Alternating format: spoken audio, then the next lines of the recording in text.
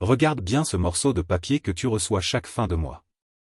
Ce bulletin de paie, avec ses colonnes de chiffres, ses déductions sociales et ce montant net tout en bas qui semble s'évaporer avant même d'arriver sur ton compte bancaire.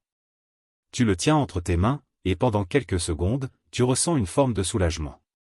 Tu te dis que tes 40, 50 ou 60 heures de travail hebdomadaire ont enfin payé. Mais regarde-le de plus près, avec mes yeux. Ce n'est pas un certificat de réussite. C'est un reçu pour le temps que tu as vendu au rabais.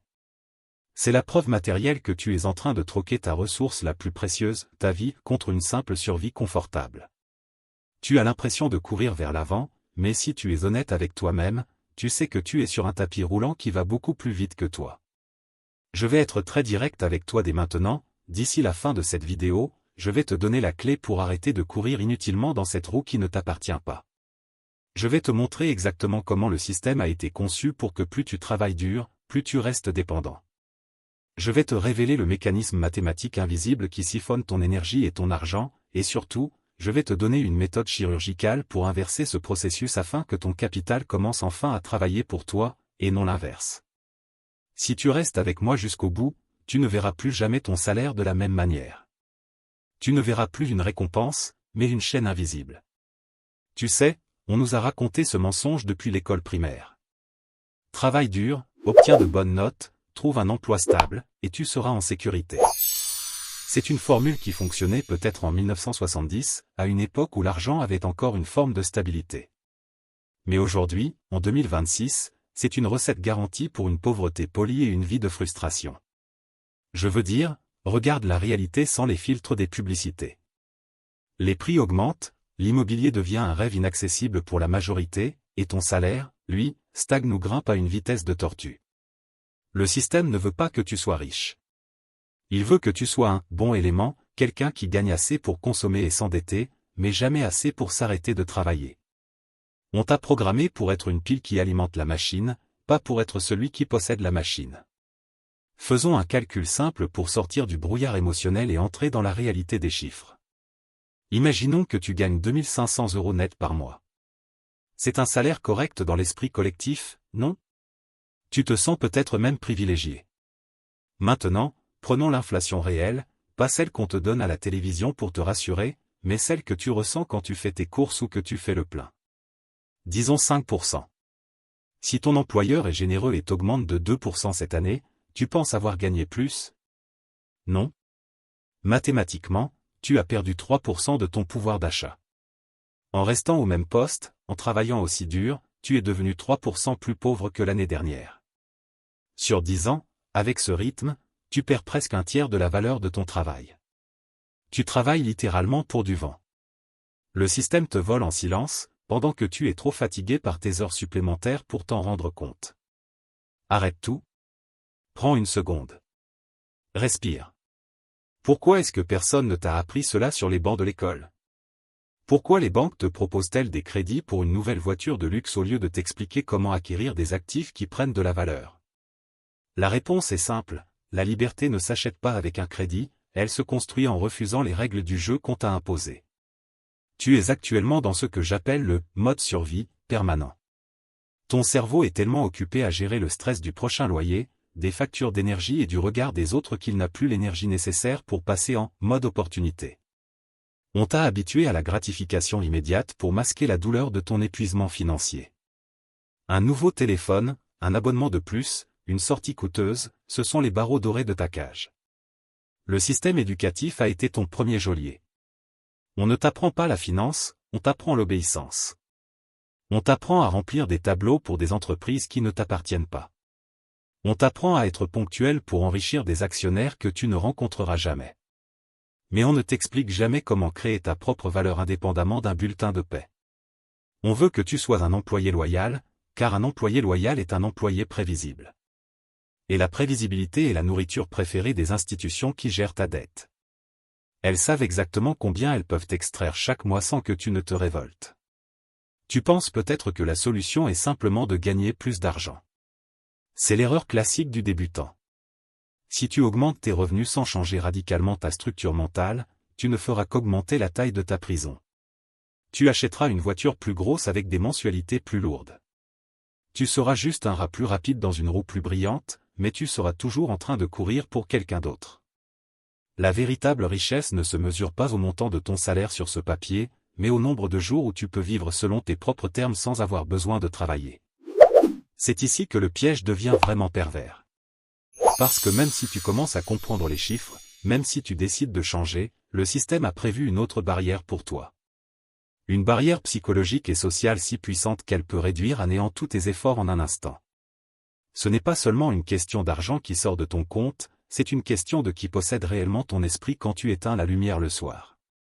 Tu es sur le point de découvrir la face cachée de ce cycle, celle qui se trouve juste derrière le rideau de tes habitudes quotidiennes. Est-ce que tu es prêt à voir ce qui arrive quand la roue commence vraiment à grincer? Tu sais, après avoir regardé ce bulletin de paie, on pourrait penser que le problème est purement mathématique. On pourrait se dire qu'il suffit de gagner plus ou de dépenser moins. Mais si c'était aussi simple, tout le monde serait déjà libre. La vérité est bien plus sombre, ton bulletin de paie n'est que le symptôme, la véritable maladie se trouve dans l'architecture de ton esprit. Je veux dire, pose-toi la question, pourquoi, alors que tu connais les chiffres, continues-tu à faire les mêmes choix? C'est parce que tu es prisonnier de ce que j'appelle le miroir social. Ce miroir ne te montre pas qui tu es, mais qui le système veut que tu paraisses être. On t'a programmé pour croire que ton identité est liée à ta capacité à consommer. Chaque euro que tu dépenses pour un objet dont tu n'as pas besoin est un cri de détresse pour obtenir une validation qui ne viendra jamais. Tu n'achètes pas des objets, tu achètes l'illusion d'appartenir à une classe sociale qui, en réalité, te méprise. Le système est un maître dans l'art du piratage biologique.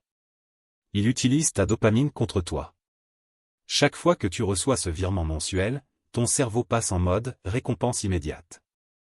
Le marketing de la frustration entre alors en scène. On te bombarde d'images de réussite qui passent par l'achat, la nouvelle voiture, la montre connectée, les vacances à crédit. Tu te sens vide, fatigué par tes heures de bureau, et le système t'offre une solution rapide, consomme pour oublier que tu es enchaîné.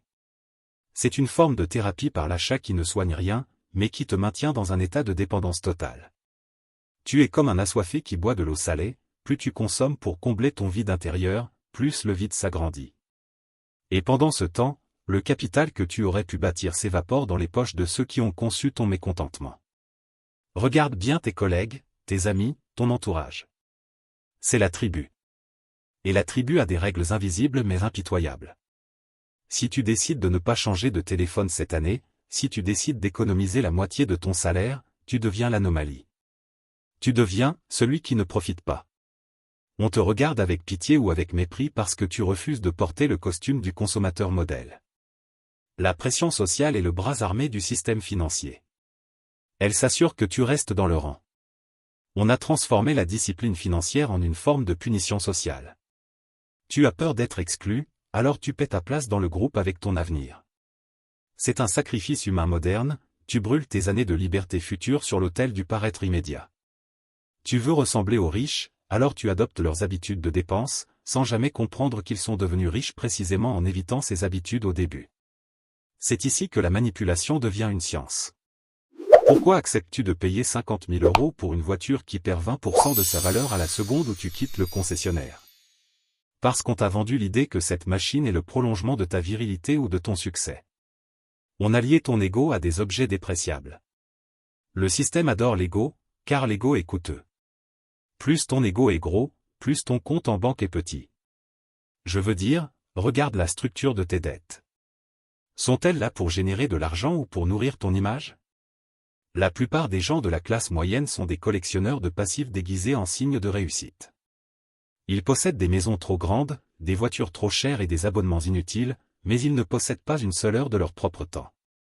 Ils sont les propriétaires de leur chaîne. As-tu remarqué comment ton cerveau réagit quand tu essaies de penser à long terme? Il panique. Il préfère le confort de l'esclavage connu à l'effort de la liberté inconnue. C'est le piège de la sécurité apparente.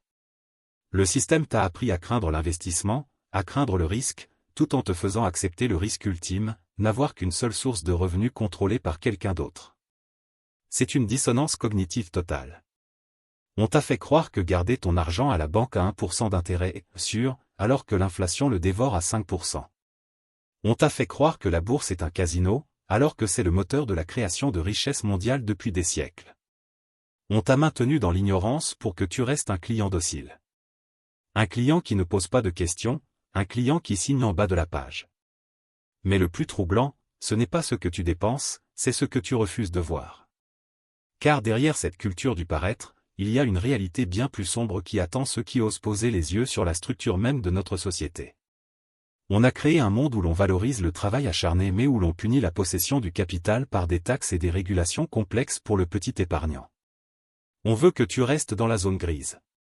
Pas assez pauvre pour te révolter, mais pas assez riche pour être libre. C'est le point d'équilibre parfait de l'exploitation moderne. Et si tu penses que c'est une coïncidence, c'est que tu n'as pas encore vu le visage de celui qui tire les ficelles. Car la pression ne vient pas seulement de l'extérieur, elle vient de la structure même de ton cerveau, formaté depuis ton premier jour d'école pour accepter cette hiérarchie. Est-ce que tu sens la roue grincer maintenant? Est-ce que tu commences à voir les fils qui relient tes mains à ton portefeuille? Tu sais, si l'argent n'était qu'une question de chiffres sur un écran, on serait tous déjà libres. Mais le vrai problème, ce qui rend ce piège presque impossible à briser pour la majorité des gens, ce n'est pas ton manque de volonté ou ton incapacité à compter. C'est la pression invisible de la tribu. Je veux dire, regarde autour de toi quand tu marches dans la rue ou quand tu entres au bureau. Ce que tu vois n'est pas une collection d'individus libres, mais une immense pièce de théâtre où tout le monde essaie désespérément de jouer un rôle qu'il n'a pas les moyens de s'offrir. On a créé une société où ne pas dépenser son argent de manière stupide est devenu un acte de rébellion sociale. Si tu décides de garder ton vieux téléphone, si tu refuses de sortir dans ce restaurant hors de prix ou si tu conduis une voiture modeste, tu es celui qu'on regarde avec un petit sourire moqueur. Tu es celui qui a des problèmes. Et c'est exactement là que le système gagne, il utilise ton besoin viscéral d'intégration pour te vider les poches. C'est ce que j'appelle la dictature du « paraître ». Nous vivons dans l'ère de l'économie du FOMO, cette peur constante de manquer quelque chose, de ne pas être à la hauteur de l'image que les réseaux sociaux nous imposent. Instagram, TikTok, Pinterest, ces plateformes ne sont pas des outils de communication, ce sont des vitrines de frustration permanente. Tu vois ces mains parfaites tenant ce produit de luxe, ces voyages aux Maldives payés à crédit, et ton cerveau reptilien reçoit un message d'alerte, tu es en retard. Tu es inférieur. Tu dois consommer pour exister. Le marketing moderne ne vend plus des objets, il vend des identités de substitution. On t'a fait croire que ton statut social est proportionnel à la taille de ton déficit bancaire. C'est une forme de tyrannie douce où chaque euro dépensé est une preuve de ta soumission aux normes de la masse. Mais pose-toi la question, qui a décidé que dépenser 80% de ton revenu pour simuler une vie de riche était un signe de succès? Je vais te le dire, ce sont les mêmes qui ont intérêt à ce que tu n'aies jamais un centime de capital. Parce qu'un homme qui possède 50 000 € de capital est un homme qui commence à devenir dangereux. C'est un homme qui peut dire « non » à son patron. C'est un homme qui peut choisir son destin. Mais un homme qui dépense tout pour suivre le rythme des voisins, les fameux Genèse, est un homme docile. Il est enchaîné à son bureau par sa propre peur du jugement des autres. On t'a appris à avoir honte de l'épargne, alors que c'est précisément cette épargne qui est le socle de ta future puissance. On a inversé les valeurs, la discipline est vue comme une privation, et l'irresponsabilité est célébrée comme « profiter de la vie ». Regarde la différence entre les générations. Tes grands-parents achetaient des choses parce qu'ils en avaient besoin. Aujourd'hui, on achète des choses pour que les autres pensent que nous sommes quelqu'un. C'est le paradoxe de la richesse invisible. Les gens les plus riches que j'ai rencontrés dans ma vie sont souvent ceux que tu ne remarquerais jamais dans la rue. Ils n'ont rien à prouver. Le vrai luxe, ce n'est pas de porter un logo, c'est de ne pas avoir besoin de validation externe pour se sentir en sécurité. Mais le système a horreur du silence. Il veut que tu cries ta réussite à travers tes achats impulsifs. Chaque fois que tu cèdes à la pression sociale, tu transfères ton pouvoir de décision à la foule. Tu laisses des inconnus décider de la valeur de ton temps de vie. Je veux que tu comprennes l'absurdité de cette course. Tu travailles 40 heures par semaine dans un job qui t'épuise pour impressionner des gens que tu n'aimes pas vraiment, avec de l'argent que tu n'as pas encore totalement gagné. C'est une forme de folie collective. Le système a réussi l'exploit de lier ta confiance en toi à ton pouvoir d'achat immédiat. Si tu ne peux pas t'offrir ce que la tendance dicte, tu te sens diminué. On a transformé le capitalisme en une religion de l'envie. Et dans cette religion, l'épargnant est l'hérétique. On te pousse à sacrifier ton futur sur l'autel du présent pour ne pas te sentir exclu de la tribu des consommateurs. Mais attends, ce n'est pas seulement une question d'image. C'est une question de perception de la réalité. Le système a créé un monde où la dette est devenue normale. On ne dit plus « je ne peux pas me l'offrir », on dit « combien sont les mensualités ?» Cette glissade sémantique a détruit la barrière mentale entre ce que tu possèdes et ce que tu loues au système. Tu vis dans une maison qui appartient à la banque, tu conduis une voiture qui appartient au concessionnaire, et tu portes des vêtements qui appartiennent à ton prochain salaire. Tu n'es pas un propriétaire, tu es un locataire de ta propre vie. Et tant que tu chercheras à valider ton existence à travers le regard des autres, tu resteras le prisonnier le plus rentable de ce complexe industriel. As-tu déjà remarqué que plus la technologie avance, plus tu te sens pressé de consommer? Ce n'est pas un hasard. La vitesse de l'obsolescence programmée n'est rien comparée à la vitesse de l'obsolescence sociale. Ce qui était cool hier est ringard aujourd'hui. On te maintient dans un état d'insécurité permanente pour s'assurer que tu ne t'arrêtes jamais de dépenser. Mais que se passerait-il si tu décidais de fermer les yeux sur ce miroir déformant? Que se passerait-il si tu décidais de construire ton propre empire dans l'ombre, loin des projecteurs de la vanité? La réponse terrifie le système. Car derrière cette pression sociale, il existe un mécanisme encore plus profond, une structure qui dépasse tes simples habitudes d'achat. Quelque chose qui touche à l'essence même de ce que l'on appelle la liberté. Es-tu prêt à voir ce qui se cache derrière la dernière porte de ce labyrinthe? Parce que ce que je vais te révéler maintenant va changer radicalement ta façon de percevoir chaque euro restant dans ta poche. Tu sais, il arrive un moment dans la vie où on ne peut plus accuser le système, le gouvernement ou la malchance. Il arrive un moment où on doit se regarder dans le miroir, le fameux miroir social dont nous avons parlé, et se demander qui est réellement aux commandes. Ce bulletin de paie que tu as regardé au début, ce n'est plus un mystère pour toi. Tu connais son prix psychologique, son coût social et, surtout, tu connais son prix réel en temps de vie. Tu sais désormais que chaque gorgée de ce plaisir éphémère, chaque achat impulsif pour impressionner la tribu, est une brique que tu retires de la maison que tu ne possèdes pas encore. Mais la connaissance sans action n'est qu'un divertissement de plus. Je ne suis pas ici pour t'informer, je suis ici pour te transformer. La question n'est plus de savoir pourquoi tu es resté pauvre en travaillant toute ta vie, mais de savoir quand tu vas décider de devenir le maître de ton propre capital. Le passage de l'esclavage moderne à la maîtrise financière ne se fait pas par une révolution brutale, mais par une série de décisions chirurgicales. Je veux dire, regarde la réalité en face. La différence entre l'homme qui travaille pour l'argent et l'homme dont l'argent travaille pour lui réside dans sa capacité à dire non au présent pour dire un grand oui au futur. Ce n'est pas de la privation, c'est de l'investissement de puissance. Tu ne te prives pas d'un objet, tu t'offres une décennie d'indépendance. Pour sortir de ce cycle infernal de la dopamine bon marché, tu dois reprogrammer tes circuits. Tu dois passer du statut de consommateur passif à celui d'architecte financier. Et pour cela, tu n'as pas besoin d'un miracle, tu as besoin d'une méthode. Une méthode qui transforme tes petites fuites en un courant puissant qui alimentera tes projets les plus fous. Parce que la vérité est que si tu maîtrises les 5 euros, tu maîtriseras les 500 000 euros. La discipline est une compétence universelle. Alors, au lieu de subir cette taxe sur l'ego, nous allons inverser le flux. Voici 3 étapes concrètes, 3 gestes chirurgicaux que tu dois appliquer dès que cette vidéo s'arrête. Le premier geste est l'automatisation du succès. Dès demain, crée un virement automatique vers un compte d'investissement ou un plan d'épargne dès que ton salaire tombe. Ne laisse pas ce capital dans tes mains, car tes mains sont entraînées par des décennies de marketing à le dépenser. Rends cet argent invisible à tes propres yeux pour qu'il devienne invincible sur les marchés. Tu dois payer ton futur avant de payer le système. C'est la règle d'or, paye-toi en premier, et laisse le reste du monde attendre les miettes. C'est ainsi que l'on construit une forteresse. La deuxième étape est de changer ton unité de mesure. Arrête de voir les prix en euros, commence à les voir en heures de liberté. Utilise le calcul du coût horaire de la vie. Divise ton salaire net par le nombre d'heures que tu passes réellement au travail, incluant le trajet et le stress accumulé. Si tu gagnes 20 euros de l'heure, cet objet à 100 euros ne coûte pas 100 euros, il coûte 5 heures de ta vie que tu ne récupéreras jamais. Est-ce que ce gadget vaut vraiment 5 heures de ton existence sacrifiée dans un bureau? Quand tu réalises que tu échanges ton temps, la seule ressource non renouvelable que tu possèdes, contre des objets qui se déprécient, ton envie de consommer s'évapore. Ton temps est ton bien le plus précieux, arrête de le brader pour des logos.